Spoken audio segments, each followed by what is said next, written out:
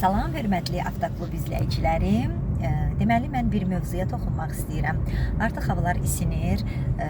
Valideynlər övladlarına velosiped alan, rolik alan, skuter alanlar. Yəni, bir dənə buradan valideynlərə üzümü tutub müraciət edirəm ki, övladlarınızı nəzarətsiz buraxmayın. Velosipedlə, düzdür, bizdə elə xüsusi daroşkalar yoxdur ki, uşaqlar orada velosiped sürsün. Parklarımızda var əslində. Amma bu mərkəzi yollarda, sağdan, soldan necə gəldi bu velosipedlər özlərini atırlar yola. Həm sürücü üçün, ən çox da özləri üçün təhlükəli vəziyyət, qəzalı vəziyyət yaradırlar. Ona görə də bu belə bir müraciətim olsun mənə valideynlərə də ki, yəni övladlarınızı nəzarətsiz buraxmayın. Çox xahiş edirəm. Yəni sevinçləri, əbədi sevinçləri olsun da, yəni ki, belə Allah qorusun, yarımçıq qalmış sevinç olmasın. Ona görə çox xahiş edirəm, diqqət edin övladlarınıza.